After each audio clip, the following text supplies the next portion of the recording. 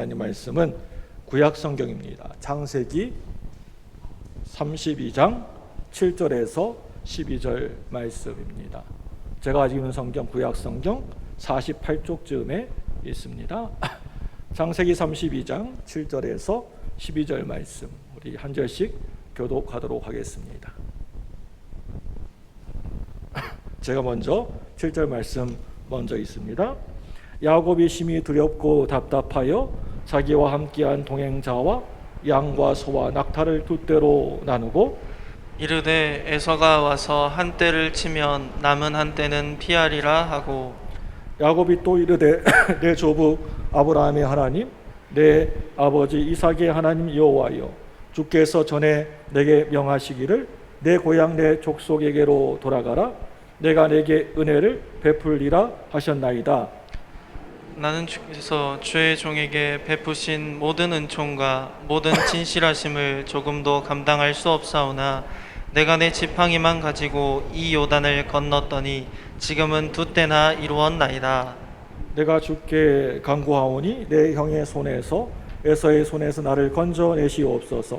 내가 그를 두려워함은 그가 와서 나와 내 처자들을 칠까 겁이 나기 때문이니이다. 주께서 말씀하시기를 내가 반드시 내게 은혜를 베풀어 내 시로 바다에 셀 수 없는 모래와 같이 많게 하리라 하셨나이다. 아멘.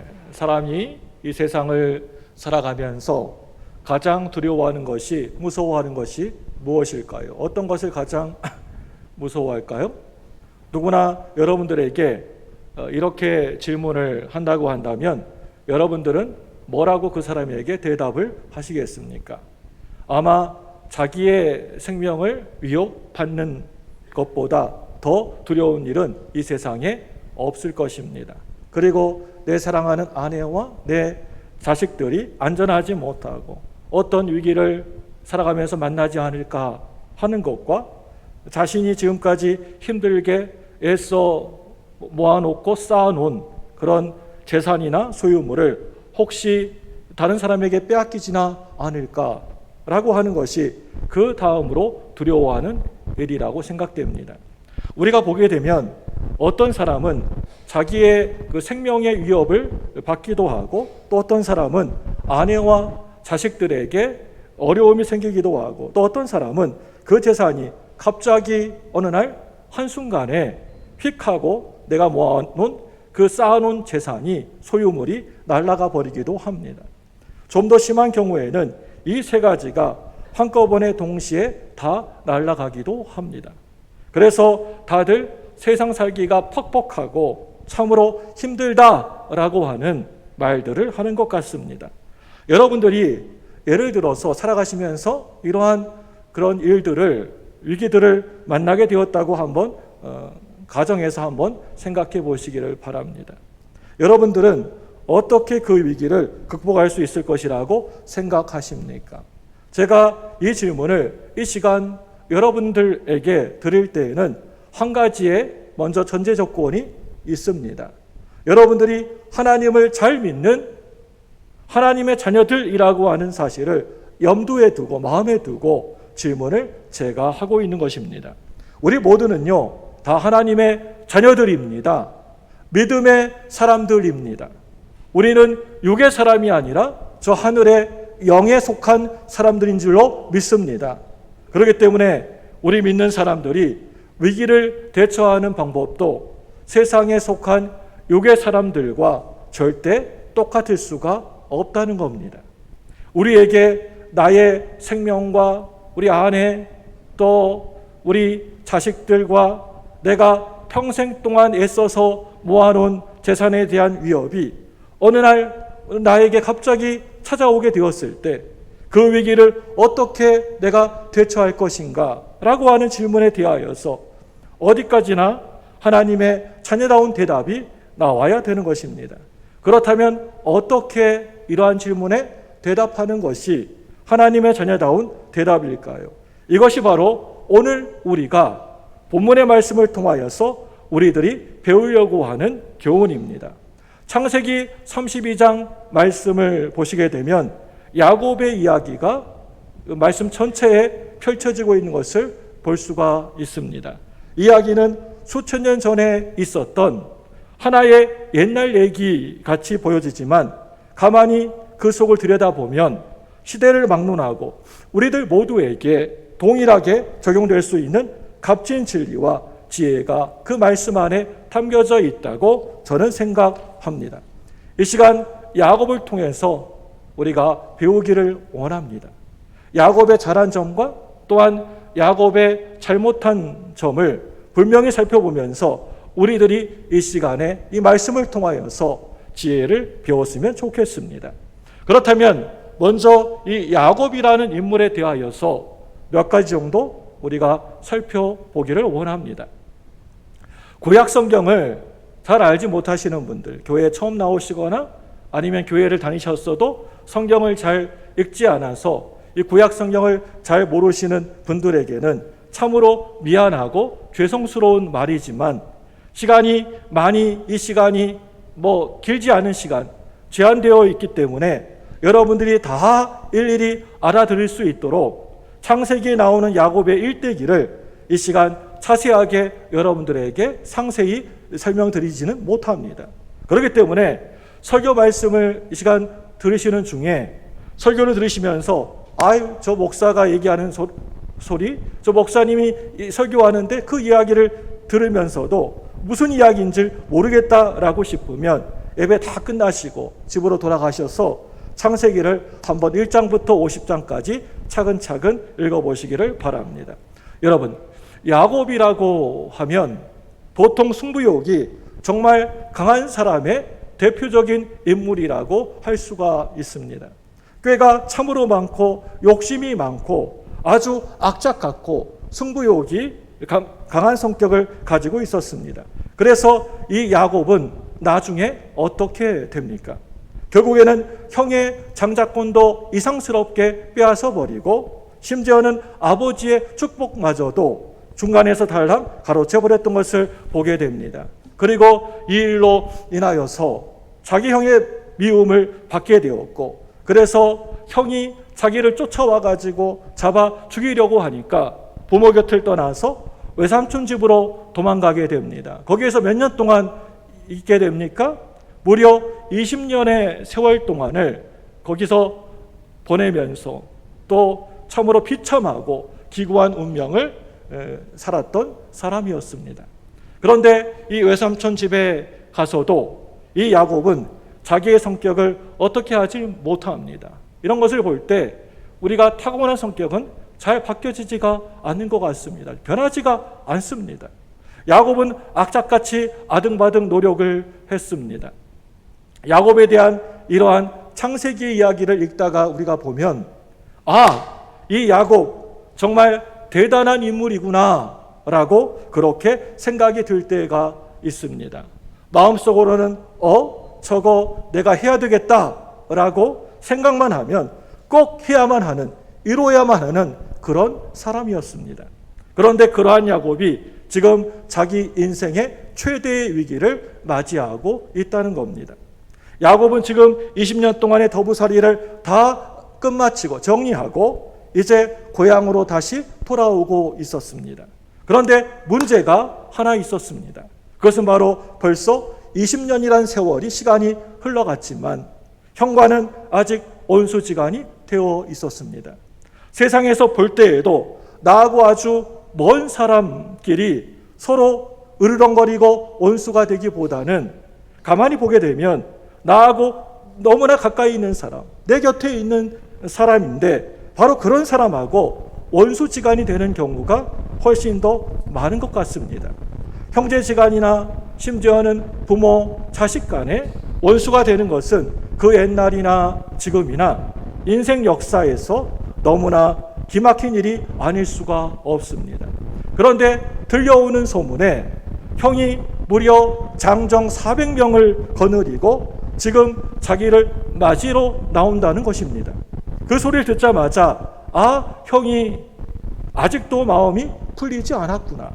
나를 잡아 죽이려고 하고 있구나. 이런 생각이 드니까 야곱은 갑자기 밀려드는 공포감이 생겨서 견딜 수가 없게 되었습니다. 정말 지금 이 순간은 위기 중에 위기가 아닐 수가 없었습니다. 7절 말씀을 여러분 보시면 야곱의 그 심정을 이렇게 표현하고 있습니다. 오늘 창세기 우리 오늘 읽었던 말씀 32장 7절 말씀입니다. 우리 다 같이 화면을 보고 같이 읽습니다. 시작. 야곱이 심히 두렵고 답답하여 자기와 함께한 동행자와 양과 소와 낙타를 두 떼로 나누고. 여러분 이 말씀을 보시기 바랍니다. 어떻게 그 마음을 표현하고 있습니까? 야곱이 심히 두렵고 답답하여 라고 그 심경을 표현하고 있습니다. 또 11절 말씀을 보시면 야곱이 하나님 앞에서 자기의 속마음을 이렇게 털어놓고 있습니다. 우리 32장 11절입니다. 우리 다 같이 화면 보고 있습니다. 시작. 내가 주께 간구하오니 내 형의 손에서 에서의 손에서 나를 건져내시옵소서. 내가 그를 두려워함은 그가 와서 나와 내 처자들을 칠까 겁이 나기 때문이니이다. 아멘. 이러한 구절들을 통하여서 야곱이 지금 인생의 자기 삶의 최대의 위기를 만나게 되었다라고 하는 것을 우리들이 이 말씀을 읽어가면서 충분히 알 수가 있습니다. 사랑하는 여러분들, 이와 같은 앞뒤가 꽉 막혀 있고 진퇴양난의 상황 위기 가운데 처했을 때 야곱이 이 위기를 어떤 방식으로 대처하느냐라고 하는 것을 우리들이 살펴보는 것은 우리 자신을 위하여서 여러분 굉장히 유익하다라고 생각되어집니다. 야곱은 하나님이 택한 백성, 선택한 지명하여 부른 백성이라고 할 수 있습니다. 야곱은 하나님을 떠나서는 또 하나님이 없이는 정말 아무것도 그 무엇도 하지 못하는 그런 사람이었습니다. 하나님은 야곱을 불꽃같이 눈동자같이 지켜주시고 또 야곱을 너무나 아끼고 사랑하십니다. 여러분, 이 사실을 여러분들이 꼭 아셔야 됩니다. 이것은 꼭 오늘 말씀의 야곱에게만 해당되는 말씀이 이야기가 결코 절대 아닙니다. 바로 이 시간 말씀을 듣고 있는 저와 여러분들에게 지금도 동일하게 똑같이 적용되는 이야기인 줄로 믿습니다. 여러분, 오늘 말씀을 보니까 형에서는 장정 400명을 이끌고 데리고 자기를 향하여서 자기에게로 지금 온다라고 하는 말을 듣고 야곱이 가장 먼저 했던 일이 무엇이었습니까? 가장 먼저 자기가 가지고 나온 그 소유물을 두 떼로 나누는 것이었습니다. 수천 마리의 가축들을 두 떼로 나누어 가지고 그 사이를 아주 멀리 떼어놓는 것입니다. 만약에 형이 칼을 빼들고 치려고 들어온다라고 할지라도 두 떼를 동시에 함께 다 치지 못할 것이니까 한 떼를 형이 치게 되면 다른 한 떼는 도망갈 수 있을 것이라고 재빠르게 머릿속으로 계산을 했던 것 같습니다. 그래서 그 중에서 하나만이라도, 둘 중에 하나만이라도 건지려고 하는 속셈이었습니다.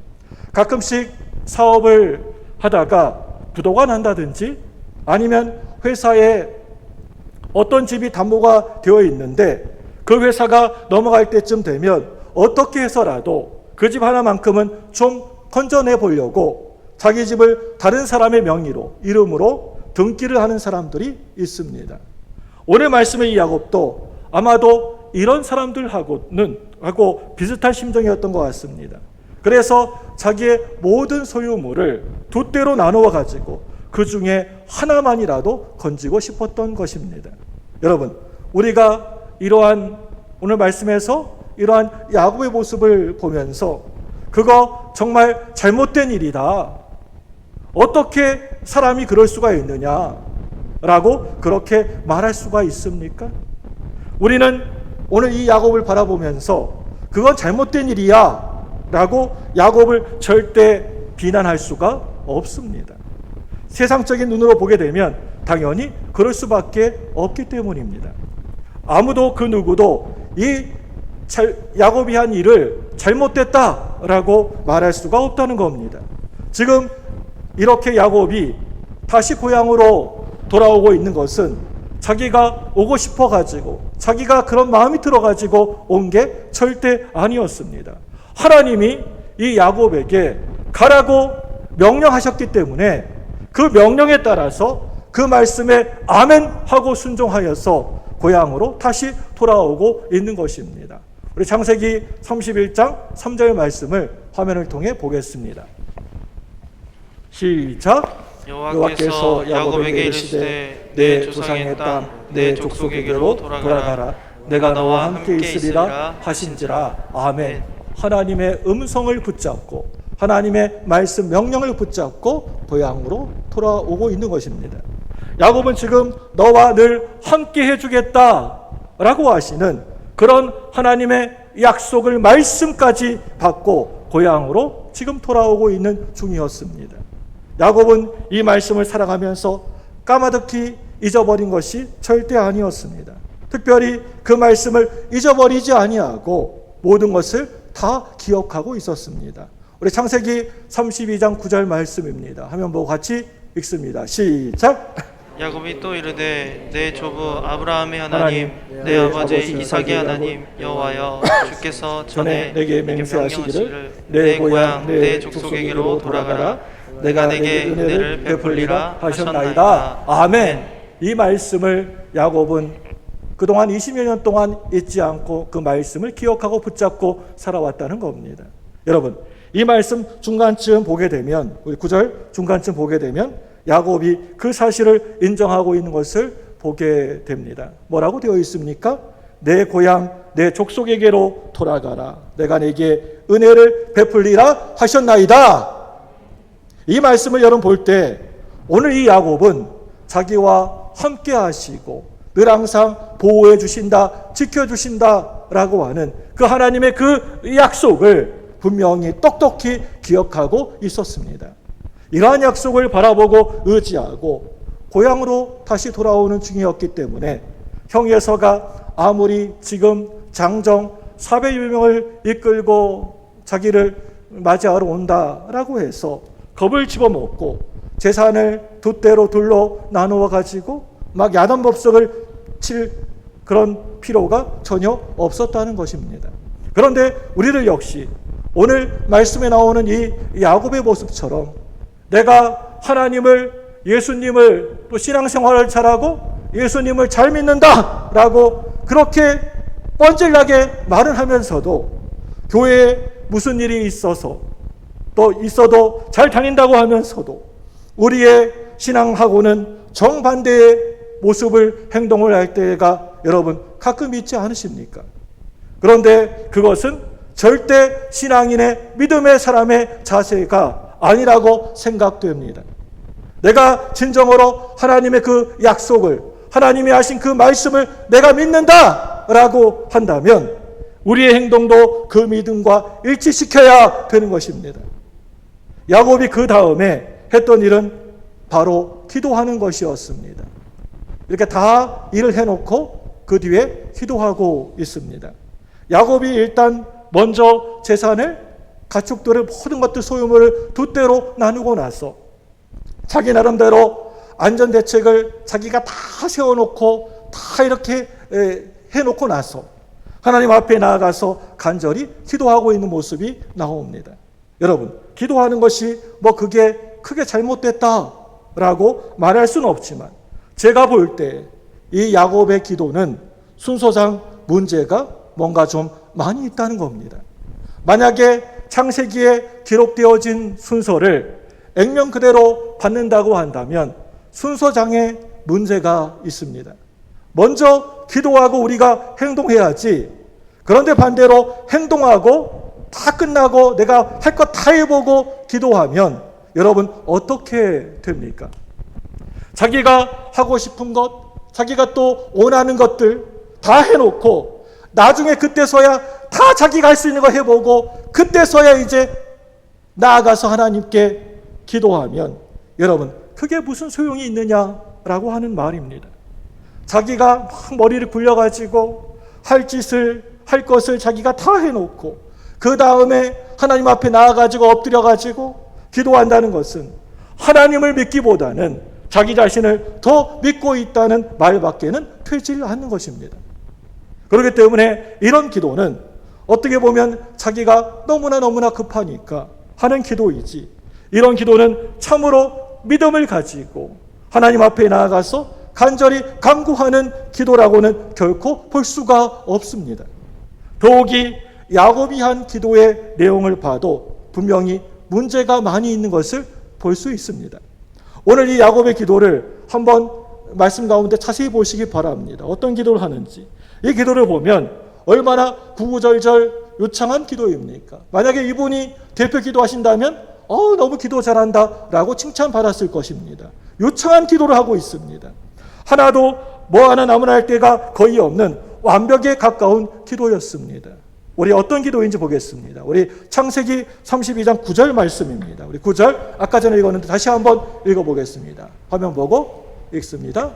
9절 시작. 야곱이 또 이르되 내 조부 아브라함의 하나님 내 아버지 이삭의 하나님 여호와여, 여호와여, 주께서 전에 내게 면하기를 내 고향 내 족속에게로 돌아가라.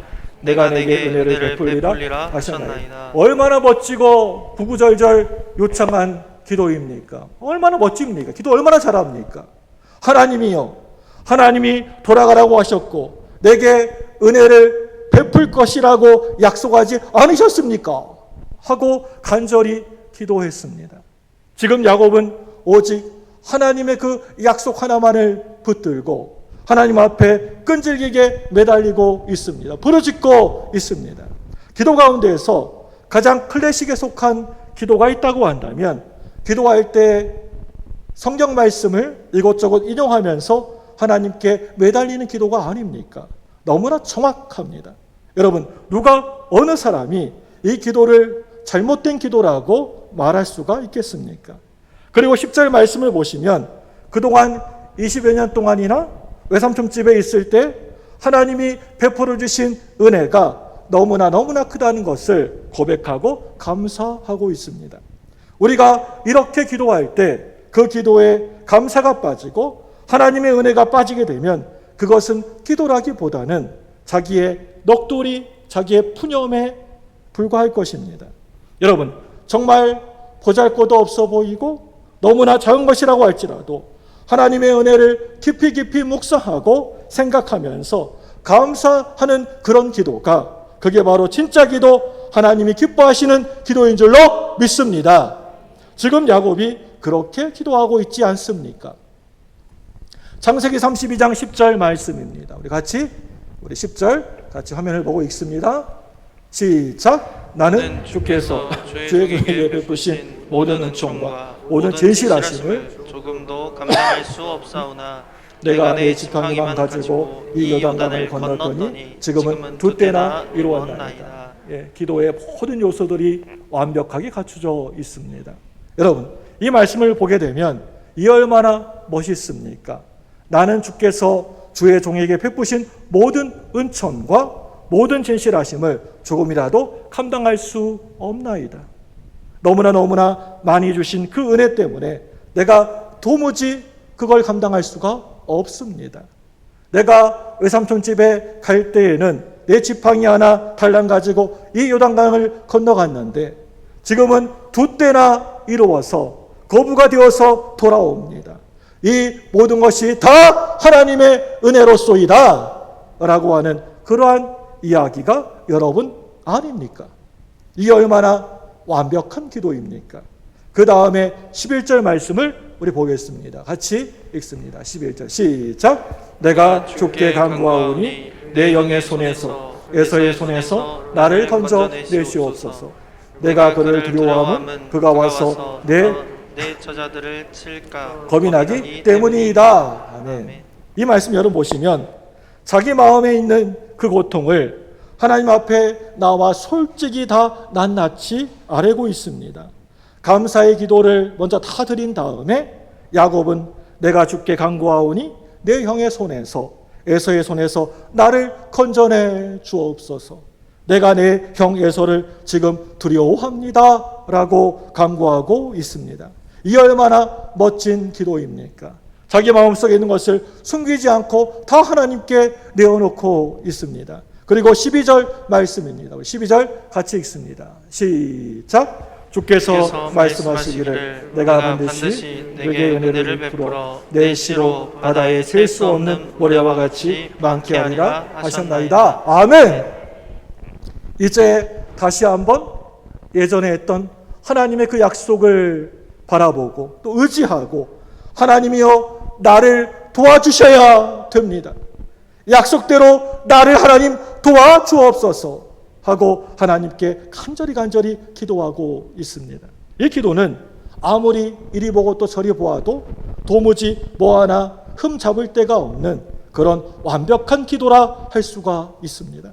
저는 개인적으로 오늘 이 야곱의 기도문을 너무나 참으로 좋아합니다. 그래서 자주 이 기도문을 생각하기도 하고 또 어느 때에는 암송하기도 합니다.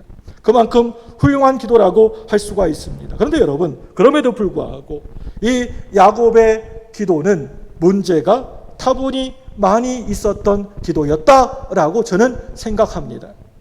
그것은 바로 기도는 너무나 완벽하고 뭐 하나 흠잡을 데 없이 청산유수 같이 하는데 그 다음에 바로 나오는 그 야곱의 행동을 우리가 보게 되면 전혀 그런 기도를 한 사람답지 못하기 때문이었습니다. 우리는 내 주변에서 우리 자신에게서 이러한 비슷한 사례를 많이 보게 됩니다.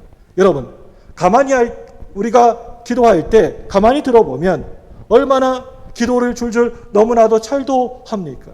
성경을 막 줄줄 외워가면서 뭐 창세기 몇 장에 또 신명기 몇 장에 뭐 마태복음 몇 장에 라고 하면서 줄줄 외워가면서 얼마나 청산유수같이 기도를 너무나 잘도 합니까?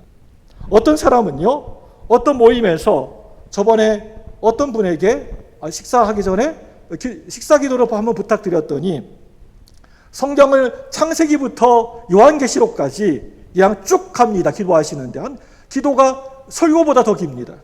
식사 기도가 얼마나 대단한 지식입니까?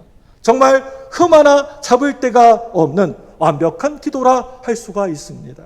그리고 말을 참으로 잘하고 입담 좋은 사람들, 문학적인 소질이 있는 사람들을 보시기 바랍니다.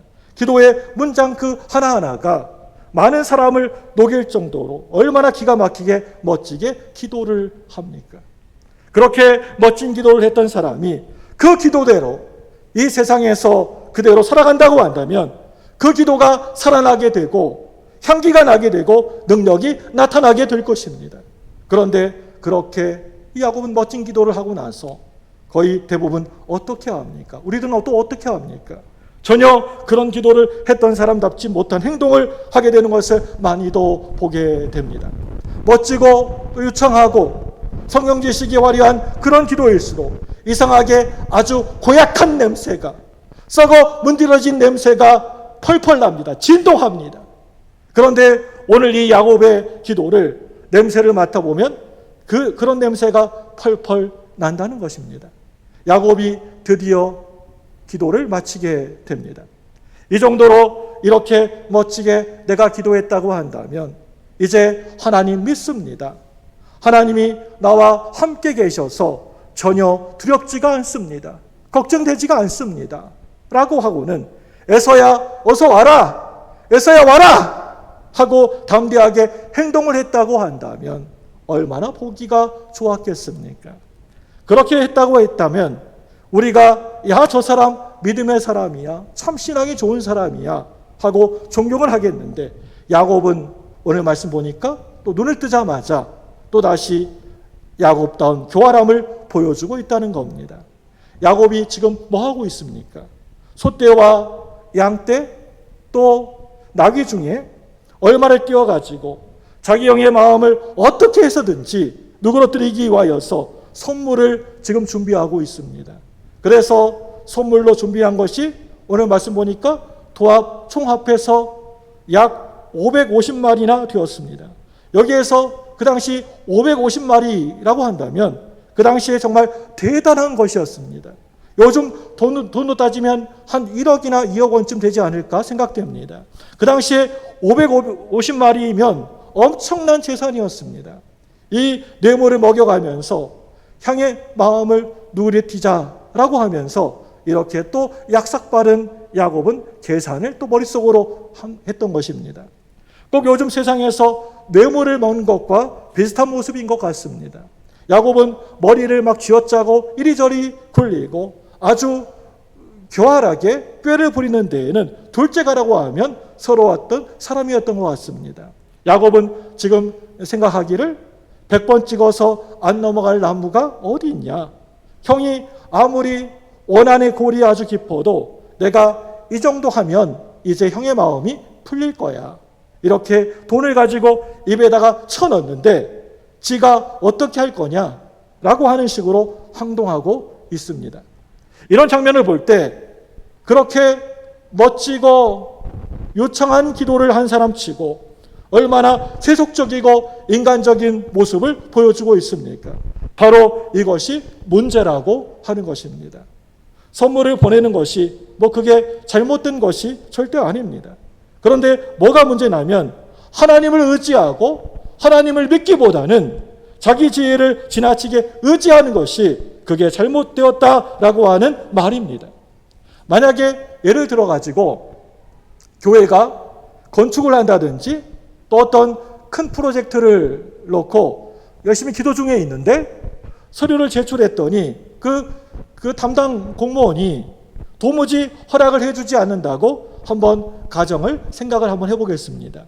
그래서 한두 달쯤 이래저래 씨름을 하면서 모든 성도들이 전심으로 이 일을 위하여서 기도를 하는데 어떤 기도 모임에서 하나님 이 문제를 꼭 좀 해결해 주십시오. 그런데 공무원이 우리들 말을 듣질 않습니다. 저 담당 직원의 마음을 감동시켜 주시옵소서 하고 한참 기도를 한 다음에 눈을 뜨고 나서 또 서로가 모여서 의논을 할 때 그 공무원에게 얼마 정도 먹이면 될 것 같으냐라고 하는 그런 이야기들을 열심히 기도를 다 하고 난 뒤에 서로 나누고 있다고 한다면 자기들의 그 기도와 얼마나 큰 괴리감이 생기는 것입니까? 만약에 그런 소리를 했다고 할 때에는 기도를 열심히 요창하게 하면 할수록 오히려 더욱더 역겨워질 수밖에 없다는 것입니다. 오늘 이 야곱의 문제가 있다면 바로 그 문제가 바로 여기에 있습니다. 우리가 하나님을 잘 믿는다고 하면서 내가 신앙생활을 잘한다라고 하면서 큰 소리를 떵떵 치면서 열심히 기도했다고 한다면 우리들은 믿는 사람답게 행동할 수 있는 그 믿음의 용기를 가져야 되는 것입니다. 그것이 바로 진정한 믿음입니다. 여러분, 사람이 볼 때에는 이 얼마나 우직한 방법입니까? 그런데 하나님을 믿고 정말 하나님을 신뢰하고 하나님 기도하는 사람이라고 한다면 이런 뭔가 우직한 면이 있어야 된다라고 하는 것입니다. 그렇지만 오늘 말씀을 아무리 오늘 말씀을 처음부터 끝까지 이리저리 뒤적뒤적 봐도 야곱은 전혀 그렇지를 못했다는 겁니다. 물론 그렇다고 해서 우리가 기도한 다음에 무작정 덮어놓고 주여 믿습니다. 주여 될 줄로 믿습니다. 하고 그저 하늘만 올려다보고 있으라고 하는 그런 말이 아닙니다. 우리가 살아가면서 우리 앞에 위기가 놓여졌을 때 어떤 큰 어려움을 만나게 되었을 때 그 위기를 이겨내고 극복해내기 위하여서 당연히 지혜를 짜내야 됩니다. 사람을 만나야 될 때에는 또 사람도 만나야 됩니다. 또 부지런히 이리저리 뛰어다니면서 문을 열심히 두드려야 될 때에는 그 문이 열려질 때까지 계속 그 문을 두드려야 될 때도 있습니다. 그런데 믿음으로 기도하는 사람은 기도하는 사람답게 그 기도한 대로 행동해야 된다는 것입니다. 여러분, 중요한 것은 바로 이것입니다. 여러분 잊지 않으셔야 됩니다. 야곱이 이러한 말씀에 따라서 기도하는 사람답게 행동을 하지 못했다는 것, 이것이 바로 야곱의 기도까지도 문제가 있다라고 하는 이유입니다. 오늘 우리들에게 혹시나 나의 기도하는 모습 가운데, 나의 신앙 가운데 이러한 모습이 없는지 다시 한번 살펴보셨으면 좋겠습니다. 우리가 살아가면서 위기는 누구에게나 찾아올 수가 있습니다. 앞에 서 있는 조목사에게도 찾아올 수 있고 우리 성도님들에게도 어느 순간에 갑자기 위기가 찾아올 수 있습니다. 야곱이 계속해서 하나님이 원치 않는 잘못된 방향으로 자꾸만 나아가게 되니까 이제 드디어 하나님이 간섭하기 시작하십니다. 그리고 22절 말씀 한번 읽어보겠습니다. 우리 22절 보겠습니다. 시작. 밤에 일어나 두 아내와 두 여종과 11 아들을 인도하여 야복 나루를 건널세. 네, 야곱은 막 자기 머리를 쥐어잡고 그냥 막 쥐어짜내어서 형의 그 마음을, 그 분노의 마음을 풀 수 있는 방법을 다 찾아서 대책을 세우고 준비를 합니다. 그리고 밤에는 두 아내와 또 두 여종과 11명의 아들들을 야복강 개울물을 건너서 먼저 그 물을 건너가게 합니다. 그리고 자기 혼자서 야복강 나루터에 우두커니 앉아 있었습니다. 그런데 깜깜한 밤에 갑자기 어떤 사람이 이 야곱을 찾아오게 됩니다. 야곱은 아마 에서가 보낸 청탕꾼이라고 착각을 했을는지도 모르겠습니다. 그래가지고 이 두 사람이 싸움을 붙었는데 날이 거의 다 셀 때까지 엎치락뒤치락 했습니다. 여기에서 우리가 생각해 봐야 될 것이 하나 있습니다. 야곱이 왜 혼자 남아 있었을까라고 하는 겁니다. 왜 아내들과 자기의 자식들은 다 먼저 떼어놓고 자기 혼자서 왜 이 야복강 나루터의 강가에 앉아 있었을까라고 하는 것입니다. 그 이유를 놓고 어떤 성경학자들은 야곱이 이제 마지막으로 한번 하나님 앞에 매달려서 기도하려고 했다라고 해석하기도 합니다. 그런 성경학자들이 많습니다. 우리가 흔히들 말하는 대로 하면 소나무 뿌리라도 붙잡아가지고 사생결단하는 마음으로 네가 죽고 내가 죽게 하는 그 사생결단하는 마음으로 매달리려고 기회를 만들었다는 겁니다. 그런데 저는 그런 식으로 그렇게 해석하고 싶지 않습니다. 왜냐하면 그 당시에 야곱의 처지는 소나무 뿌리를 붙들고 늘어질 그러한 처지가 입장이 절대 아니었기 때문이었습니다. 야곱은 자기가 처해 있는 그 위기를 극복하기 위하여서 형 에서의 위협을 대처하기 위한 인간적인 노력을 온갖 방법들을 다 써보고 다 해보았습니다. 이제는 더 이상 할 것이 없습니다. 무엇을 더 해야 할지도 모릅니다.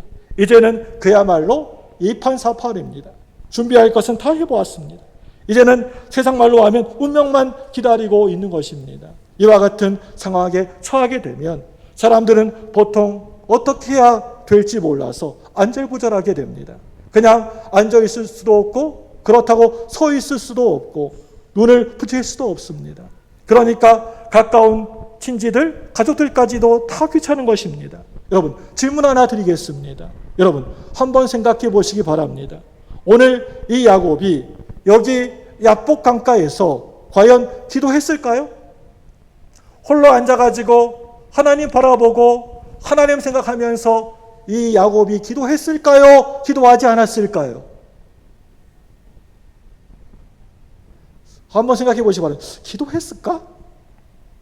물론 기도도 하긴 했겠지만 성경에는 나오지 않지만 제가 볼 때에는 인간적인 사람의 심리로 볼 때 그저 멍하니 하늘만 올려다 쳐다보고 일어났다 앉았다 막 걱정이 되니까 염려가 되니까 일어났다 앉았다 왔다 갔다 하면서 어찌할 줄 몰라 하는 안절부절하는 모습이 바로 혼자 남아있는 야곱의 모습이라고 저는 생각됩니다. 세상 사람들 같으면 담배꽁초가 막 이렇게 쌓일 정도로 계속해서 뻐끔뻐끔 피워대면서 아니면 술을 있는 대로 다 들이켜대면서 어떻게 할 줄을 모르는 것이 혼자 남아있는 야곱의 처지라고 생각됩니다. 이럴 때 기도하려고 한다면 그 기도가 아주 잘 되어질까요? 술술 잘 나올까요? 주먹주먹? 흔히들 그렇게 급하면 기도하면 되지. 하나님께 찾아가서 하나님께 매달리고 기도하면 되지. 하고 너무나 남의 일이라고 쉽게 말하지만 그것은 진짜 막장 인생이 어떤 건지 잘 몰라서 하는 소리입니다. 정말 내가 막장으로 떨어져 보시기 바랍니다. 그때에는 내가 기도가 필요한 시간인데도 불구하고 그 어느 때보다 기도가 정말 절실한 시간인데도 불구하고 내가 그럴 때 기도하려고 해도 기도가 잘 안 됩니다. 기도하려고 해도 입만 빠끔빠끔, 입만 들썩들썩 하기만 하지 기도가 잘 절대 나오지가 않습니다. 내가 절박한 궁지 가운데 몰리게 되면 하나님을 찾을 용기도 없고 힘도 없습니다. 그래서 눈에 초점도 없이 멍하니 하늘만 올려다볼 수밖에 없는 것입니다. 바로 이러한 때 하나님은 그런 야곱에게 찾아오셨다는 것입니다. 여러분, 우리가 살아가면서 최악의 궁지는, 어려움은, 위기는 하나님의 해답의 시작이라고 하는 사실을 여러분 믿으시기를 바랍니다. 그때서야 하나님께서 나타나셔서 도움의 은혜의 손길을 펼쳐주시는 것입니다. 우리가 살아가면서 앞뒤가 꽉 막혀 있는 상황, 앞으로 가도 막혀 있고 뒤로 가도 막혀 있고 왼쪽으로 가도 꽉 막혀 있는 그런 막장은 하나님이 찾아오는 곳이라고 하는 사실을 여러분 믿으시기를 바랍니다. 창세기부터 성경을 계속해서 우리가 이렇게 계속 읽어보게 되면 하나님이 우리들을 찾아오시는 것은 그런 경우가 대부분이라고 하는 것입니다. 모든 이 세상 인간의 온갖 수단과 방법들을 다 동원하여서 이제는 더 이상 어떻게 할 방법이 없는 그런 상황 가운데 놓여 있을 때 하나님은 야곱에게 찾아오셨다는 것입니다. 여러분, 그것을 여러분이 똑바로 아셔야 됩니다. 하나님이 보실 때 야곱이 형 에서를 만나는 최선의 길은 먼저 하나님을 만나는 것이었습니다. 야곱은 눈앞에 임박한 위기를 극복하기 위해서는 하나님을 먼저 만나야 됐다는 것입니다. 그리고 하나님을 먼저 만나서 오직 하나님의 은혜로 풀어야 되었다는 것입니다. 그런데 그럼에도 불구하고 야곱은 하나님을 먼저 만나기보다는 형 에서를 만나는 일에 더 신경을 쓰고 애를 썼다는 것입니다. 드디어 하나님은 씨름하다가 야곱의 환도표를 떨어뜨렸습니다. 치셨습니다. 그래서 이제 제대로 걸을 수도 없고 뛸 수도 없는 그런 상황이 되어버리고 말았습니다. 여러분, 이런 것을 볼 때 하나님이 하시는 일이 정말 기가 막히지 않습니까? 야곱이 믿는 구석이 완전히 깡그리 무너져 버리고 만 것입니다. 마지막으로 남아있어야 될 그 건강마저도 잃어버리고 만 것입니다. 이제 야곱은 아무것도 하지 못하고 고스란히 당할 수밖에 없는 사람이 되어버리고 말았습니다. 하나님은 야곱이 그런 지경까지 갈 때까지 막 야곱을 몰고 가셨던 것입니다. 우리는 바로 여기에 하나님의 깊은 심오한 진리가 있다는 것을 깨달으셔야 됩니다. 드디어 야곱은 이제 씨름하는 사람이 아니라 이제 매달리는 사람이 되었습니다. 하나님께 간절히 매달린 사람이 되었다는 것입니다. 지금까지는 어디 누가 이기나 보자 하고 늘 붙잡고 낑낑거리면서 씨름하는 사람이었습니다. 그런데 하나님께서 환도뼈를 이제 못쓰게 치시니까 어린애가 아버지 손에 붙잡고 매달리듯이 질질 끌려다니면서도 하나님께 꼭 붙어서 매달리는 사람이 되었다는 것입니다. 26절 말씀입니다. 우리 같이 읽습니다. 26절 시작. 그가 이르되 날이 새려하니 나로 가게 하라. 야곱이 이르되 당신이 내게 축복하지 아니하면 가게 하지 아니하겠나이다. 아멘. 천사가 날이 새려하니 나로 가게 하라고 하니까 야곱이 뭐라고 어떻게 얘기합니까? 말합니까? 당신이 나한테 내게 축복하지 아니하면 절대 가게 하지 않게 하겠습니다. 절대 못 가십니다. 라고 그런 사생결단의 기도를 하게 됩니다. 아무것도 믿을 구석이 하나도 없게 되니까 그때서야 야곱은 하나님이 나를 돌보아 주시고 하나님이 나에게 축복을 내려주셔야 내가 할 수 있다 라고 하는 것을 절실히 깨닫고 하나님이여 하나님이여 나를 축복하여 주옵소서, 나를 도와 주옵소서 하고 하나님께 간절히 매달리는 사람이 되었던 것입니다. 야곱의 자아가 이렇게 완전히 죽은 것을 보시고 하나님은 이 야곱의 이름을 바꾸어 주셨습니다. 뭘로 바꿔 주셨습니까? 네 이름이 무엇이냐? 야곱입니다. 너 이제부터는 야곱이라고 부르지 말아라.